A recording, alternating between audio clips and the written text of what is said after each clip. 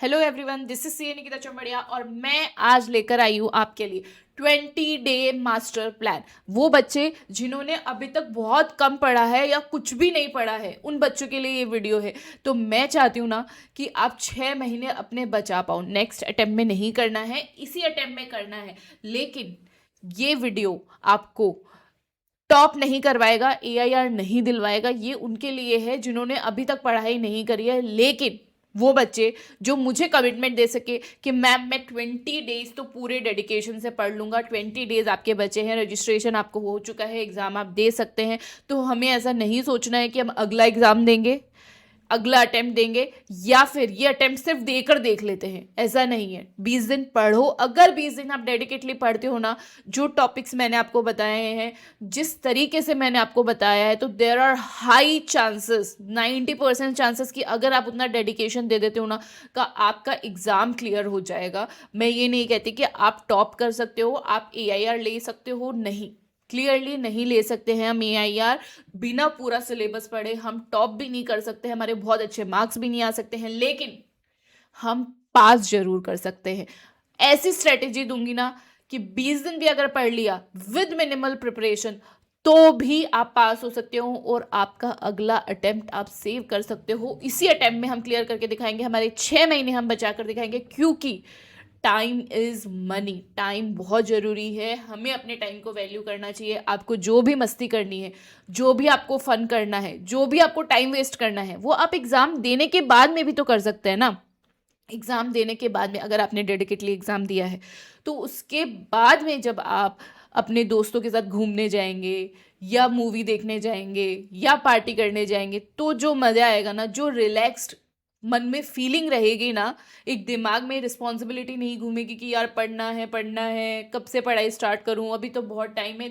छोटी मोटी guilt feeling हमारे मन में चलती रहती है, वो गिल्ट फीलिंग नहीं आएगी। वो गिल्ट फ्री फन करने में जो मज़े है ना, वो किसी में भी नहीं है।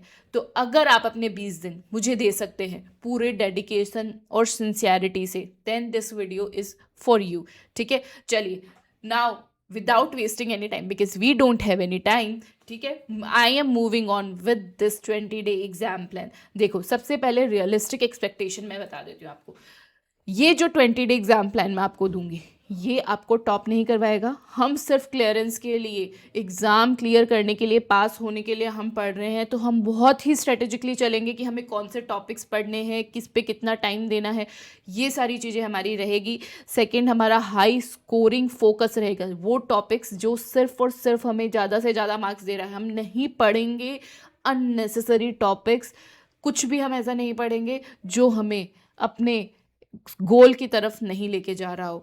टारगेटेड रिवीजन हम करेंगे, बिल्कुल भी रिलैक्स नहीं होना, सिर्फ टारगेटेड रिवीजन। आरटीपी, एमटीपी या पीवाईक्यू में भी सिर्फ हम वही टॉपिक्स कर रहे हैं, लेकिन जो हम करेंगे वो हम बहुत अच्छे से करेंगे। देखिए, 100% सिलेबस के लिए मेरा पूरा सपोर्ट रहता है, लेकिन आपके पास उसके लिए टाइम नहीं है। इसलिए हमें स्मार्ट स्टडी करनी होगी, इसलिए हमें स्मार्ट सिलेक्शन करना होगा कि कौन से टॉपिक्स हमें पढ़ने हैं, कौन से टॉपिक्स को प्रायोरिटाइज करना है, पीवाईक्यू, एमटीपी ये सब भी करने हैं, तो कौन से टॉपिक्स के लिए हमें करने हैं।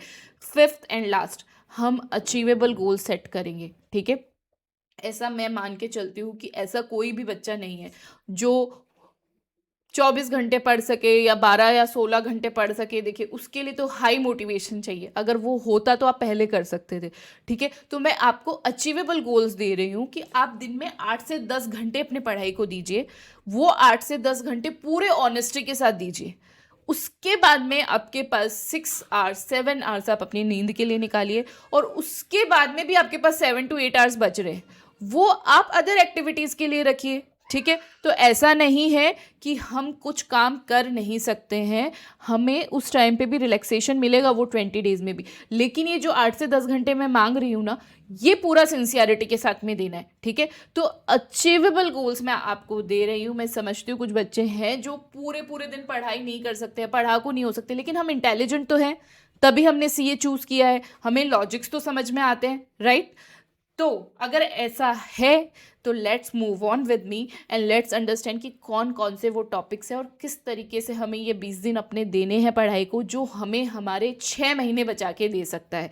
ठीक है, let's move on with it. सबसे पहले हम फाउंडेशन लॉ का टॉपिक ले रहे हैं। हम लॉ से स्टार्ट करेंगे क्योंकि लॉ एक थियरी सब्जेक्ट है और इसमें हमें थोड़ा सा ध्यान ज़्यादा देना है हाई स्कोरिंग टॉपिक्स पढ़ने के लिए। ठीक है, अब देखिए आप, डे 1 एंड 2 मैंने कॉन्ट्रैक्ट के लिए वैसे 3 दिन दिए हैं, डे 1, 2 एंड 3। ठीक है, जब भी हम कोई नया सब्जेक्ट शुरू कर रहे हैं ना, हम बेसिक से शुरू कर रहे हैं, दैट मीन्स सब्जेक्ट जो है, टॉपिक्स जो है वो रिलैक्स्ड रहेंगे, लेकिन आपको पढ़ाई फोकस से करनी है। अब सबसे पहले आप कॉन्ट्रैक्ट एक्ट पढ़ेंगे। कॉन्ट्रैक्ट एक्ट में भी बेसिक चीज़ें हैं। 2 दिन मिल रहे हैं आपको, पूरे 2 दिन, वो भी पूरा कॉन्ट्रैक्ट एक्ट नहीं पढ़ना है। Offer, acceptance, consideration, free consent, capacity, ये वाले सारे टॉपिक्स ऑनेस्टी के साथ में, लॉजिक्स के साथ में समझने हैं। इनके एग्जाम्पल्स देखने हैं अच्छे से, इनके इलस्ट्रेशंस, इनकी सारी चीज़ें आपको देखनी है इन्हीं 2 दिन में। ठीक है, now third day, the whole complete day is for breach and quasi contracts. तो हम जो है ना टॉपिक्स बहुत थोड़े थोड़े रख रहे हैं। ठीक है, लेकिन बहुत हाई चांसेस होते हैं कि इनसे अच्छे मार्क्स कवर हो सकते हैं। ठीक है, now fourth day will give it to sale of goods act just after the contract act. तो जो कॉन्ट्रैक्ट एक्ट के लॉजिक्स है ना, सेम लॉजिक्स अप्लाई होते हैं सेल ऑफ गुड्स एक्ट के। तो बहुत छोटा सा एक्ट है, बहुत बड़ा एक्ट नहीं है, लेकिन थोड़ा सा इंटेंस है कॉन्ट्रैक्ट एक्ट के कंपैरिजन में। ठीक है, तो वो हमने राइट आफ्टर कॉन्ट्रैक्ट एक्ट पढ़ा है। तो ये जो मैंने आपका सीक्वेंस बनाया ना, ये भी बहुत स्ट्रेटेजिकली है। तो मैं रेकमेंड करूंगी कि इसी सीक्वेंस में पढ़ने की कोशिश करो। बाकी अगर कुछ आगे पीछे होता है तो वो भी हम कर सकते हैं, लेकिन अगर इस सीक्वेंस से भी पढ़ोगे तो वो बहुत बेनिफिशियल रहेगा आपके लिए। डे 5 थी पार्टनरशिप एंड LLP एक्ट पढ़ेंगे हम पूरा 1 दिन में। ठीक है, day 6 is for companies act and revision as well. Now in the last day, ठीक है, 6 दिन ही पढ़ना है हमें लॉ, और बहुत अच्छे से पढ़ना है। पूरा 6 डे हमें सिर्फ और सिर्फ लॉ पे ध्यान देना है। जो टॉपिक्स मैंने दिए हैं वो पूरे दिन में कंप्लीट होने चाहिए, और जो मैंने टाइम अलोकेट किया है that is enough for you to understand the concept, logics and mug up their examples and illustration. वो सब हम कर सकते हैं। ठीक है, और ये हम कर रहे हैं एग्जाम के एकदम पास में, तो बहुत ज़्यादा हमें बार बार मल्टीपल रिवीजन की जरूरत नहीं है। अब रिवीजन भी हम उसी दिन करेंगे। ठीक है, कैसा रहेगा ना आपका डेली शेड्यूल, देखिए, कोर स्टडी आपकी रहेगी 5 to 6 आवर्स, जिसमें आप कॉन्सेप्ट समझ रहे हो, लॉजिक्स कर रहे हो, रीडिंग लगा रहे हो, एग्जाम्पल समझ रहे हो, और आपको अपने माइंड में, बैक ऑफ द माइंड ये रहना चाहिए कि मैं यही लिख कर आने वाला हूँ अपने एग्जाम में। तो उतने फोकस से पढ़ना है कि जो भी मैं पढ़ रहा हूँ वही मुझे लिख के आना है, वही मुझे रिटेन करना है। ठीक है, and the same day we are going to do writing practice as well. जब आपने 6 घंटे पूरा टॉपिक पढ़ लिया है ना, जैसे कॉन्ट्रैक्ट एक्ट के जितने भी टॉपिक्स मैंने दिए हैं वो 2 दिन 3 दिन में मैंने डिवाइड किया है, तो 1 दिन में बहुत कम आता है पोर्शन। ठीक है, वो कम पोर्शन हम 6 आवर्स में बहुत अच्छे से पढ़ सकते हैं। फिर हम 2-3 घंटे देंगे उससे रिलेटेड इलस्ट्रेशंस और उससे रिलेटेड क्वेश्चन सॉल्व करने का। राइटिंग प्रैक्टिस आप करोगे कि आप कितना लिख पा रहे हो, उसको कंपेयर करोगे। 2-3 घंटे में केस स्टडीज़ करके देखोगे उसकी, और साथ में उससे रिलेटेड RTP, MTP, PYQ में जो भी क्वेश्चन दिया हुआ है, 1-2 दिया हुआ है, 1 घंटा उसके लिए भी वही 2-3 घंटे में से खुद को एनालाइज करो। तो राइटिंग प्रैक्टिस भी बहुत ज़रूरी है अब, क्योंकि हमारे पास टाइम लिमिटेड है, तो ये हमें डेली करना है। ठीक है, moving on to account schedule, day 7 से हमारा अकाउंट शुरू हो जाएगा। ठीक है, अब क्योंकि नया सब्जेक्ट है तो हम बेसिक रख रहे हैं। फिर से बेसिक आपको जर्नल एंट्रीज करनी है, बेसिक्स क्लियर करने हैं अकाउंट्स के कि आप कितने स्ट्रांग हो उसमें। ठीक है, वो सब करके देखना है। बेसिक्स देख लीजिए, ट्रायल बैलेंस देख लीजिए, लेजर देख लीजिए, कैश बुक देख लीजिए। तो ये जो बेसिक एकदम बेसिक टॉपिक्स है वो फर्स्ट डे करने हैं आपको अकाउंट्स के, कि उसमें अगर कोई लूप होल है, अगर आपको उसमें कोई कन्फ्यूजन है तो वो क्लियर हो जाना चाहिए। ठीक है, second one is depreciation and bills of exchange for second day और डे 8 आई कैन से। ठीक है, then sole proprietor and final accounts, then partnership accounts, then company accounts, and then cash flow तो हमारे पास नहीं है वैसे, we can do cash book instead of this. ठीक है, कैश बुक कर सकते हैं हम, और हम कर सकते हैं NPO इसकी जगह पे। ठीक है, तो ये मैं लिख देती हूँ यहाँ पे NPO, this is a writing mistake, we will not do cash flow, we will do NPO, क्योंकि NPO से भी एक बहुत बड़ा क्वेश्चन आपका आता है। और अकाउंट्स में कैसा है ना, जरूरी नहीं है कि आपकी बैलेंस शीट मैच करे, जरूरी नहीं है कि आखिरी जो आंसर आने वाला है ना वो एकदम परफेक्ट है। दैट मीन्स कि अगर आपने पूरा क्वेश्चन सही किया है, लॉजिक से आंसर लिखा है, सारी चीज़ें सही जगह लिखी है, आपको पता है कि क्या हो रहा है, माइंड से आपको लॉजिक समझ में आ रहा है और वो आप इतना इनपुट दे के आए हो, तो हो सकता है 10 नंबर के क्वेश्चन में आपके 8 नंबर भी आ जाए। आपका आंसर मैच नहीं कर रहा, आपका नेट प्रॉफिट मैच नहीं कर रहा, आपके बैलेंस शीट मैच नहीं कर रही है, फिर भी आपको 8 नंबर मिल सकते हैं 10 नंबर के क्वेश्चन में। तो अकाउंट्स में तो मैं आपको बोलूँगी कि कुछ भी छोड़ कर मत आओ, पेपर में जितना आता है सब लिख कर आओ, ठीक है। और डेली शेड्यूल कैसा रहेगा ना अकाउंट्स का, कंसेप्ट लर्निंग हम कम टाइम के लिए कर रहे हैं, सिर्फ 1 घंटे के लिए। अब कंसेप्ट लर्निंग का क्या मतलब है, आपके बेसिक कंसेप्ट क्लियर होने चाहिए। जैसे मैं एग्जांपल लूँ तो BRS, मान लो बैंक रिकंसिलिएशन स्टेटमेंट आप पढ़ रहे हो, उसका कंसेप्ट क्या है, क्यों होता है BRS, क्या होता है, हम किसी चीज़ को ऐड या लेस क्यों कर रहे हैं बैंक स्टेटमेंट में, हम कैश बुक क्यों बना रहे हैं, कैश बुक में एडजस्टमेंट क्यों कर रहे हैं, ये सारी चीज़ें आपको 1 घंटे में देखनी है, ठीक है। और कर सकते हैं, 1 घंटा ज़्यादा है जबकि, ठीक है। मैं आपके लिए बल्कि टाइम ज़्यादा रख रही हूँ, टॉपिक्स कम रख रही हूँ, टॉपिक्स हाई स्कोरिंग है। टाइम ज़्यादा मैं किस लिए रख रही हूँ कि अगर आप में उसको कोई भी कंफ्यूजन है तो आप उसको क्लियर कर सको। तो से सपोज हाफ एन आवर में ही आपका कंसेप्ट पूरा हो गया तो आप प्रैक्टिस के लिए जा सकते हो, ठीक है।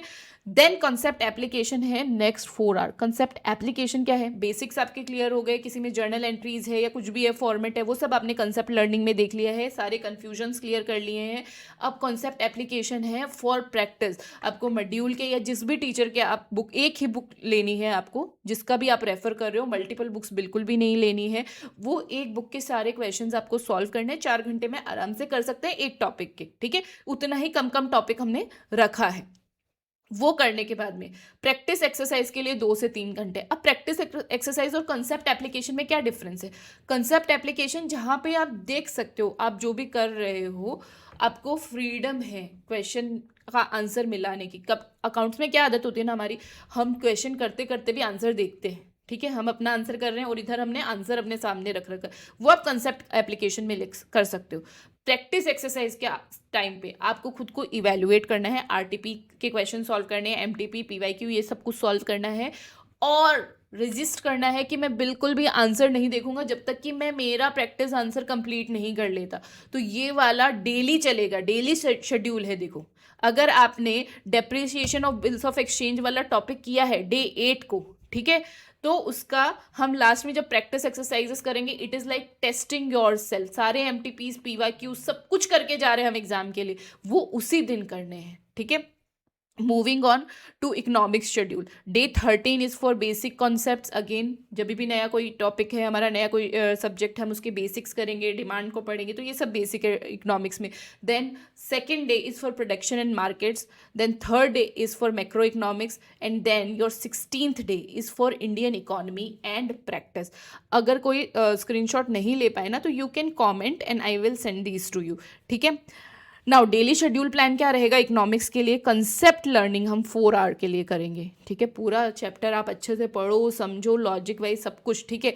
फिर MCQ प्रैक्टिस करेंगे हम 1 घंटे के लिए, मल्टीपल जो भी उस बुक में दिया हुआ है, and then we will test our self for 2 hours on the same topic, ठीक है।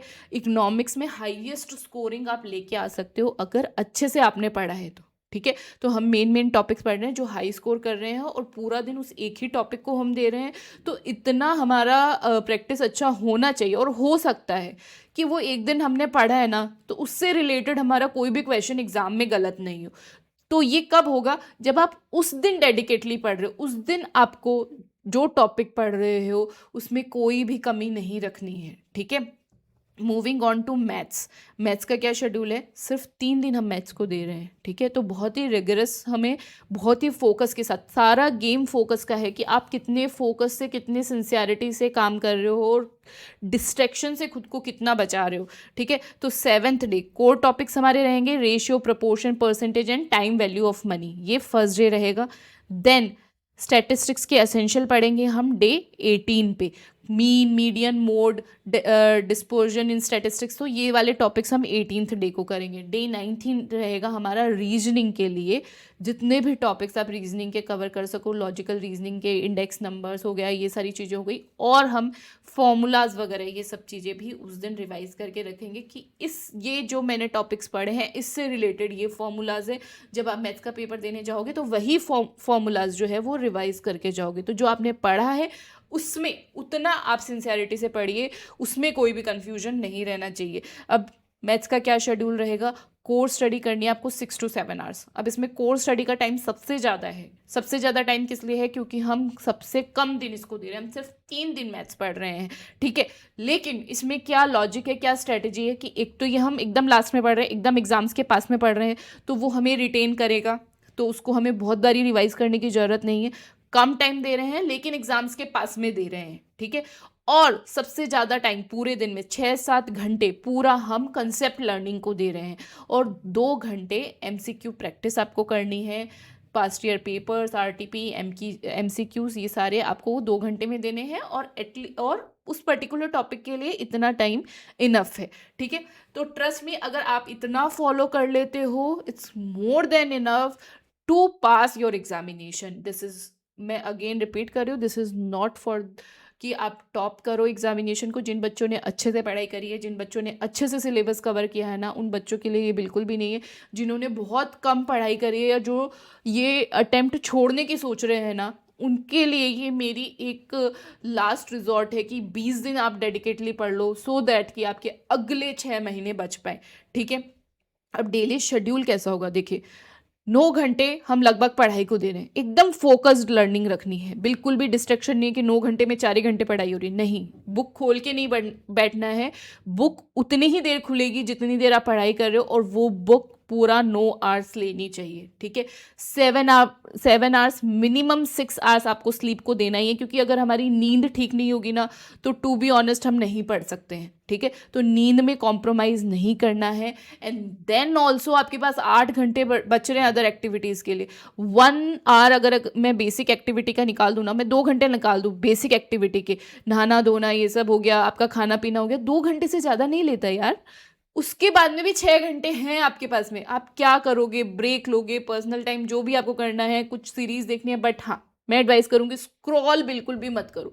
सोशल मीडिया से 20 दिन के लिए प्लीज़ दूर रहो, प्लीज़। ये सबसे बड़ा डिस्ट्रैक्शन है हमारे जेनजीज की लाइफ में, राइट। तो सोशल मीडिया से दूर रहना है। आप वॉक कर सकते हो, आप म्यूज़िक सुन सकते हो, आप कोई अपना फेवरेट प्रोग्राम देखना चाहो तो वो भी देख सकते हो हाफ एन आवर के लिए, लेकिन प्लीज़ दूर रहो सोशल मीडिया से। And follow this, I hope this can save your 6 months अगर आप अपना 20 दिन देते हैं तो। So this was my time. Thank you. Do subscribe me, like my video if you want more such videos in future. Thank you.